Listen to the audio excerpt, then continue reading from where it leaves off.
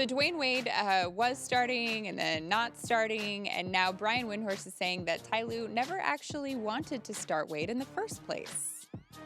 Dwyane Wade signed, and not anything that Dwyane did, but that arrival threw like 5 or 6 people out of whack, including Ty Lue. And I'm not saying he would admit to this publicly, but he didn't want to start Dwyane. But he knew that he had to because it was the right thing to do for the chemistry of the team. You know, he ended up starting 5 different lineups the first 7 games. It displaced J.R. Smith, who pouted, and he's playing terribly. The Derrick Rose arrival had already displaced a couple other guys. It displaced Kevin Love, and he put up good numbers, but he wasn't at his best. I wonder who actually wanted to start Dwyane Wade. That's Well, odd that the that. coach didn't want to do that, but he had to? Yeah, I mean, this team is.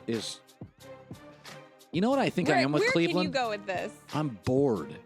I'm bored with the Cleveland story. I know I shouldn't be, right, because it's LeBron. Remember I said this last year? I feel like LeBron's right now, and I think LeBron likes to be the talking point of the league. I think he likes that. Like, I'm bored with the Cavs story. And kind of honestly, I'm kind of bored with LeBron. Like, he's playing with Derrick Rose and D. Wade and J.R. Smith. I love all of them, right? But, like, now that Boston's rebuild's on hold, like, I'm looking for another NBA story. Okay. Well, they're giving us lots of them. Team meetings, aired out meetings, the bad marriage now. Not good. And finally, Gordon Hayward was at the Celtics practice facility talking about his hopes for his rehab process. Yeah, I mean, it feels good to talk in front of you guys and to get out of the house a little bit.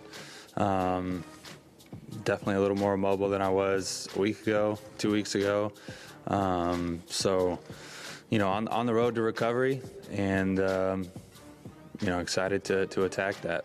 I'm putting zero expectations on myself as far as the timetable. For me, it's I want to get better today. Right after this, I'm going to do some rehab and do some chair shooting, and that's what I'm focused on. It's good to see him smiling. Yesterday we had an interview from him where he was crying. really, really upset and crying. So I'm glad to see him smiling and back on the right track with stuff. He's not going to play this year for sure, right? We know that. Right. 100% out. Yeah. Wherever LeBron goes, they're going to win. And if he takes Paul George with him, and I believe he will, they'll win almost more than anybody not named Golden State. So to me, when I hear he's going to want to win, LeBron's going to win on every roster. Okay, Cleveland's not going to be sub 500 this year. And if he goes with Paul George, who has said, I want to live in L.A., they're going to win a ton. The question is, how is the fit? What they won't fit with is an old Chris Paul's got a knee issue. They're not going to play with that.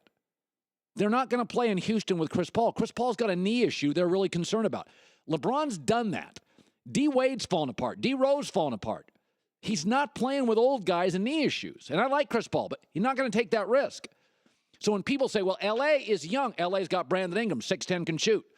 Kyle Kuzma now, the steal in the draft, 6'9", can shoot. Lonzo Ball, not needy. In fact, LeBron would have to ask him to be more aggressive.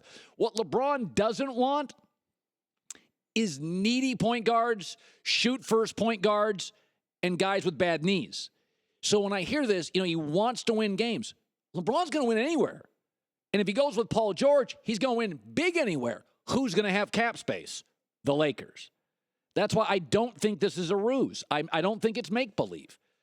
I think he and Paul George, LeBron's not going anywhere by himself. I don't buy that. I think the stigma, years and years ago, I remember reading a book about 10 years ago, and they're like, the stigma off divorce, you go to a high school, a third of the kids are from a divorce.